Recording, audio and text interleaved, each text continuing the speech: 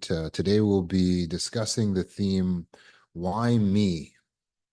Why me? And why me is an important theme because when we go through suffering and difficulty in our life, we a lot of times may feel tempted to ask this question, why me? Why does the bad thing always happen to me? Why don't I ever find the thing that I'm looking for when I need it?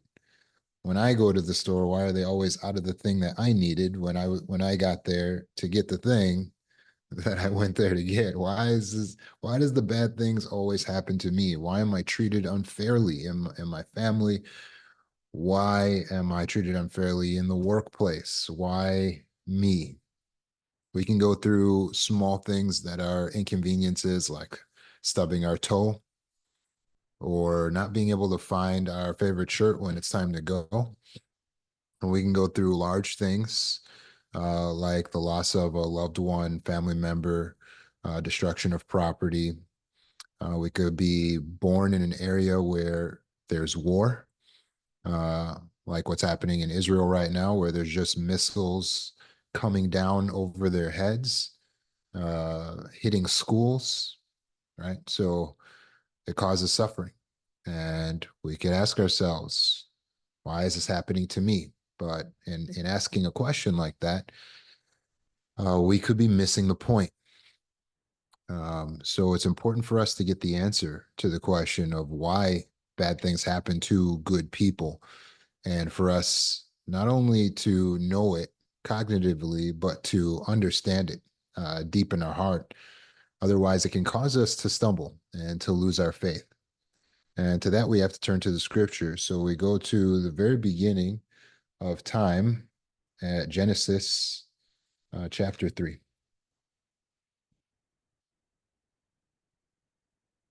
We're going to Genesis chapter 3.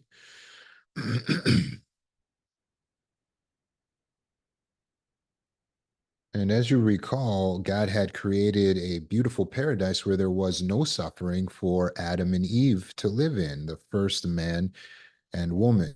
And he said that they could enjoy life there and be fruitful there, and they had everything they needed to eat without having to work for it. They had everything, the conditions were comfortable for them, right? And so all they had to do to show appreciation for this home was to not sin, which was to eat of one particular tree that God put as off limits. But of course, they went ahead and ate from that tree, following the instruction and influence of Satan, the devil. And as a result, at verse 23, it says, with that, Yahweh God expelled him from the Garden of Eden, talking about Adam, to cultivate the ground from which he had been taken. So he drove the man out, and he posted at the east of the Garden of Eden the cherubs and the flaming blade of a sword that was turning continuously to guard the way to the tree of life. So here, Adam and Eve were expelled from the Garden of Eden. They could no longer be there, and they couldn't go back. God had placed at the entrance cherubs and a flaming sword, meaning that if they were to even try to enter, they'd probably die and be killed. So they were unable to get back into the Garden of Eden and eat from the trees that maybe would have helped to sustain their life to live forever, because that's how long Adam and Eve would have lived on this earth if they had not sinned and rebelled against God. Think about that for a moment. They would have lived forever. Humans were not made to die. Humans were not made to go off into an afterlife in the spirit form. Humans were made to live on planet Earth. And how long were they supposed to live on planet Earth? For eternity, for time indefinite. This is our home.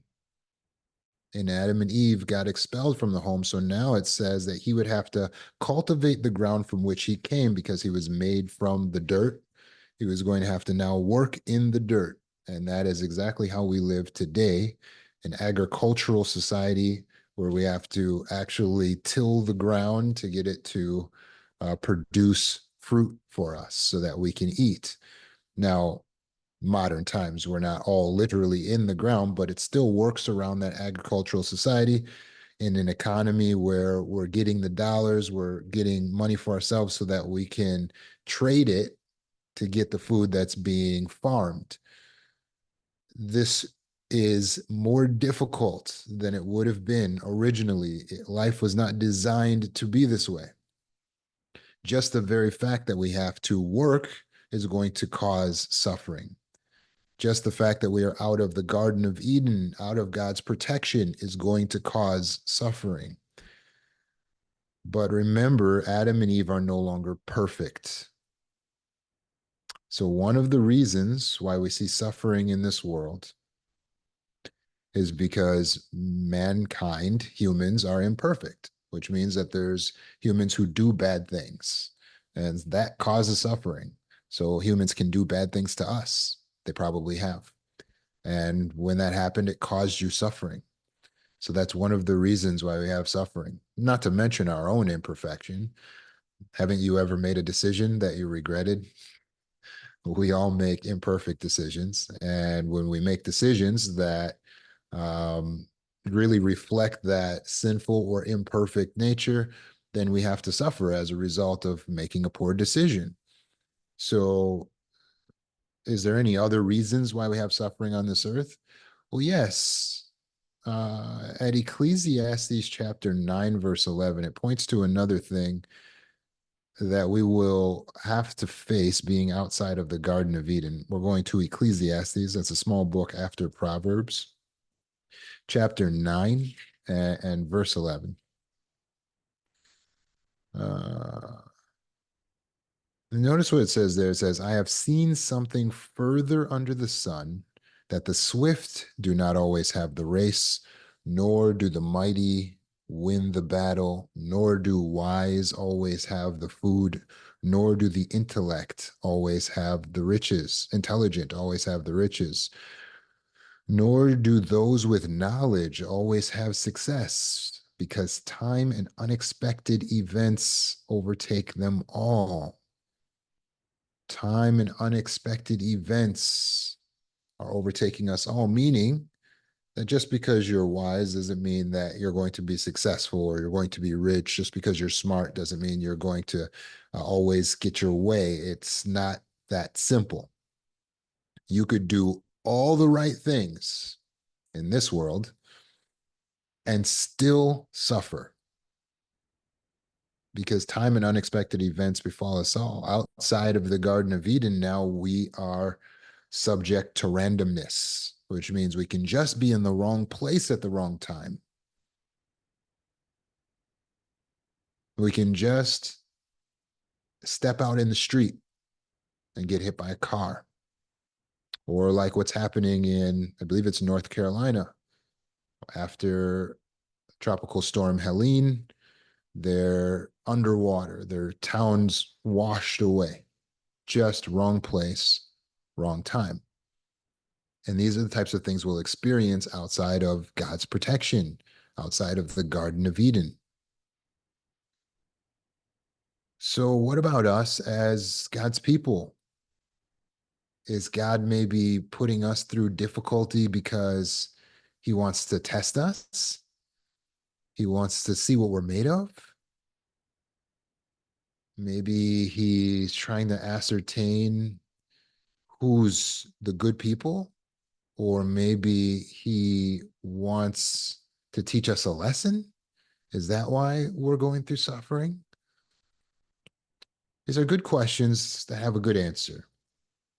The book of James, chapter 1, James chapter 1, verse 13 helps us to organize our thoughts around this. James chapter 1 and verse 13. What does it say there? It says, when under trial, let no one say, I am being tried by God. For with evil things, God cannot be tried, nor does he himself try anyone. Did you catch that?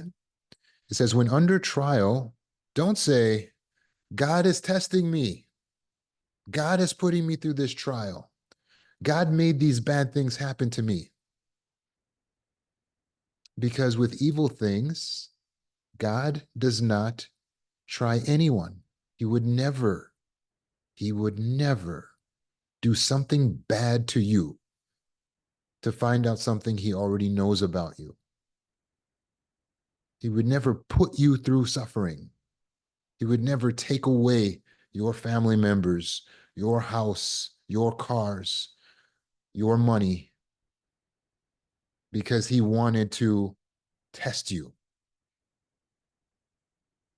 With evil things, God cannot be tested, and he doesn't test anyone. This is helpful, isn't it? To get this reminder. It is not God. When something goes wrong, it is not God. We remember after Hurricane Katrina, people were convinced God is punishing the wicked sinners of that city. But the reason why we suffer from earthquakes and natural disasters is not because every natural disaster is God punishing a city. We suffer from these things because we are not in the Garden of Eden anymore. This is not paradise. We we are now outside of the protection. And if you want to know who to thank your great grandparents, Adam and Eve. They decided to side with Satan. And so in this world alienated from God, we're going to be subject to the influence of Satan and the randomness of planet Earth. Revelation chapter 12 talks about the conditions on this earth. We're going to Revelation chapter 12 and verse 9. There it says, so down the great dragon was hurled, the original serpent, the one called devil and Satan, who is misleading the entire inhabited earth. He was hurled down to the earth, and his angels were hurled down with him. So we live on an earth that is being misled by the same serpent, Satan the devil. He is here. He is not in an underworld. He is here on this planet, and he is misleading people to do evil things or just to ignore God, which is what the majority of mankind is doing. So we're not living in a world like Adam and Eve were given, but still we may ask, but why doesn't God protect his good people? Why doesn't he protect his soldiers? For that, we want to look at the book of Job.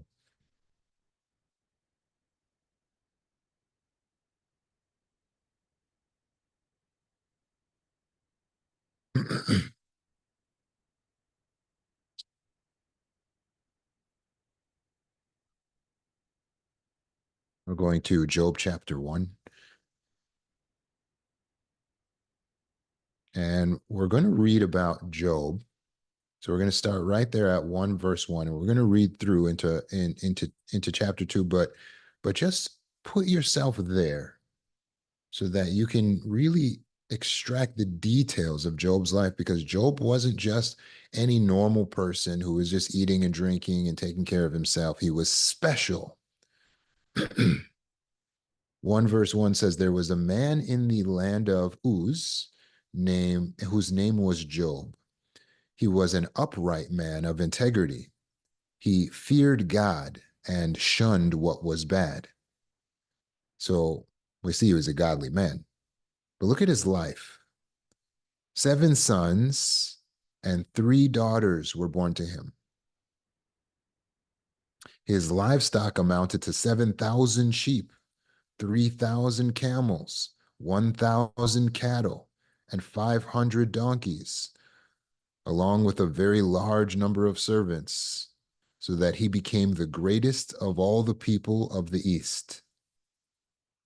Each of his sons would hold a banquet at his house on his own set day. They would invite their three sisters to eat and drink with them. After a series of banquet days was complete, Job would send for them in order to sanctify them. Then he would get up early in the morning and offer up burnt sacrifices for each of them.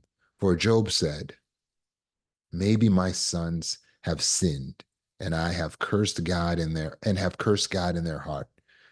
That is what Job would always do. Verse 6. Now the day when the sons of the true God entered to take their station before Yahweh, and Satan also entered among them. Then Yahweh said to Satan, where have you come from? Satan answered Yahweh, from roving about in the earth and walking about in it. And Yahweh said to Satan, have you taken note of my servant Job? There is no one like him on the earth. He is an upright man of integrity, fearing God and shunning what is bad. At that, Satan answered Yahweh, is it for nothing that Job has feared God? Have you not put up a protective hedge around him and his house and everything he has? You have blessed the work of his hands, and his livestock has spread out in the land. But for a change, stretch out your hand and strike everything he has, and he will certainly curse you to your very face. Then Yahweh said to Satan, look, everything that he has is in your hand. Only do not lay your hand on the man himself. So Satan went out from the presence of Yahweh. It's important to understand this conversation here because it's very, very pivotal in the history of mankind. It gives you a glimpse into what's going on in the spirit realm.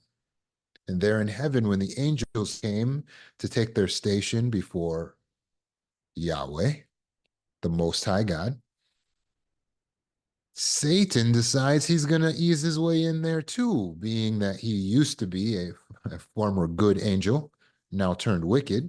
He has bad intentions. And so he starts a fight with the Most High God. And he says, Job is being protected by you. If you would stop protecting him, in fact, if you would strike him, he's going to curse you. He tried to get God to do something evil. But God said, I'm not going to do anything evil. But I'll tell you what, since you want to come in here before everybody, all your former brothers and sisters, and raise this big question, I'll let you get your answer. The question that Satan was basically raising when he said that Job would curse God to his face was a question of loyalty of humans. Is it true that humans only serve God for the benefits, the perks, the blessings, the protection? Or would they still serve God if they didn't feel protected? Would they still serve God if bad things were happening to them? That is the question that Satan raised. And so he claims that a good person will not stay good if he really got tested, if he really went through some stuff. So God said, if you want to run your experiment and your test, go ahead. With that, Satan went out. Verse 13. Now on the day when his sons and daughters were eating and drinking wine in their oldest brother's house, a messenger came to Job and said, the cattle were plowing and the donkeys were grazing beside them. And when the Sabaeans attacked and took them, they were killed. And they killed the servants with the sword. I am the only one who escaped to tell you. Verse 16. While he was still speaking, another one came and said, Fire from God fell from the heavens and blazed among the sheep, and the servants consumed them. And I am the only one who escaped to tell you. Verse 17, while he was yet speaking, another one came and said, the Chaldeans formed 3 bands and made a raid on the camels and took them. They killed the servants with the sword, and I am the only one who escaped to tell you. While he was still speaking, another one came and said, your sons and your daughters were eating and drinking wine in their oldest brother's house. Suddenly, a great wind came from the wilderness, and it struck the 4 corners of the house so that it fell. The young people, and they were killed, their sons and daughters. And I'm the only one who escaped to tell you. Verse 20. At that, Job got up and ripped his garment and cut his hair off of his head and fell down to the ground and bowed and said, naked I came out of my mother's womb, and naked I will return. Jehovah has given, and Jehovah has taken away. Let the name of Jehovah continue to be praised. In all this, Job did not sin or accuse God of doing anything wrong.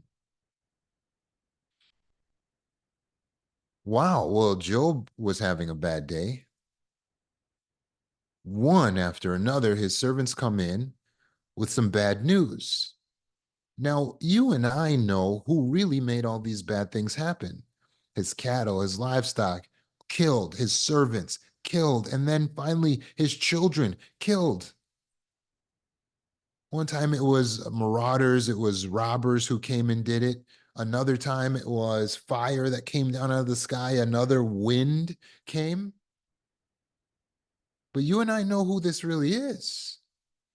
This is Satan. But Satan made it look like it was God, didn't he? So doesn't this show that Satan has the power to control the weather forces, to create natural disasters? Indeed. And he used that to make people curse God. Well, at least he tried. Because when it came down to it, Job continued to praise God. He said, I was born with nothing. I'll leave with nothing. May the name of Yahweh continue to be blessed. Wow. Satan couldn't break him. But Satan wasn't done. Chapter 2. Afterward, the day came when the sons of the true God entered to take their station before Yahweh, and Satan also entered and among them to take his station before Yahweh. Then Yahweh said to Satan, where have you come from? Satan answered, from roving about on the earth and walking about in it. And Yahweh said to Satan, have you taken note of my servant Job, that there is no one like him on the earth? He is a man upright, of integrity, fearing God and shunning what is bad. He is still holding firm to his integrity, even though you try to incite me against him to destroy him for no reason. But Satan answered Yahweh, skin for skin. A man will give everything that he has for his life. But for a change, stretch out your hand and strike his bone and his flesh, and he will certainly curse you to your very face. Then Yahweh said to Satan, look, he is in your hand. Only do not take his life. So Satan went out from the presence of Yahweh and struck Job with painful boils from the sole of his foot to the crown of his head. And Job took a piece of broken pottery to scrape himself, and he was sitting among the ashes. Finally, his wife said to him, are you still holding to your integrity? Curse God and die. But he said to her, you are talking like one of the senseless women. Should we only accept what is good from the true God and not accept what is bad? In all of this, Job did not sin with his lips. Wow. So Satan tried again, this time striking Job with a painful boil, which means he was in pain. I don't know if you've ever had boils, but they hurt, right? So he's in pain from the sole of his foot to the crown of his head. He's got these painful bumps all over his body. He wouldn't just pop a boil, he would take a broken piece of pottery and just scrape along his skin to get some relief. His wife had had enough. She said, "Why don't you just curse God and just die?" But Job said, "That's you're speaking like a senseless woman. Why do we take everything that's good from God when we don't take what's bad?" He believed too that this must be God, because Job may not have known very much about Satan at all. He didn't have the Bible. Job may not have known anything about Satan. We're the only ones who know this, what was happening in the spirit realm. So he didn't know about that. So he may have assumed this is God as well. But he wouldn't sin against God. He wouldn't curse God to his face, even when his own wife was telling him he should. Finally, Satan brings in the three friends, the false comforters.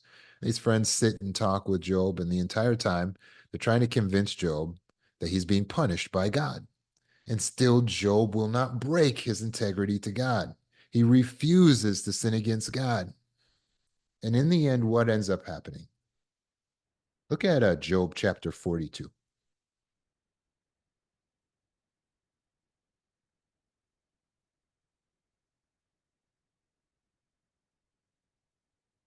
Job chapter 42 and verse 12. It says, "So Yahweh blessed the last part of Job's life more than the beginning, and Job came to have 14,000 sheep, 600 camels, 1,000 pair of cattle, 1,000 female donkeys, and also came to have seven more sons, three more daughters." And he named his first daughter, and then it goes on to explain how he named his children, and then he lived 140 years, saw his children and his grandchildren, four generations. He lived a long, happy, blessed life. God actually doubled everything he had. But you'll notice the number of children, he had new children, but the number of children was the same. Well, this is because they will be doubled as well when those children are resurrected in paradise on earth. Isn't that beautiful? Job will live forever with all of his children, his six daughters and his 14 sons, because he kept his integrity. Likewise, we must recognize that when we are suffering, it is not caused by God, but it is an opportunity for us to keep our integrity. Because Job did something extremely important. He showed the devil to be a liar. He proved that humans could keep their faith, keep their integrity toward God, even when they lost the feeling of protection, even when they believed they were not being protected. But notice, God always had a hand of protection. Do not strike him. Do not take his life. He always let there be a limit to the amount of suffering that Job experienced. So no, there will be a limit for the amount of suffering that God will allow you to experience.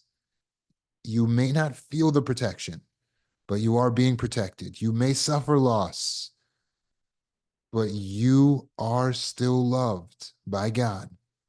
And you need to view the loss as an opportunity to show God that you will never leave him, you will never abandon him, you'll never curse him, but you will be loyal and prove the devil, his enemy, to be a liar.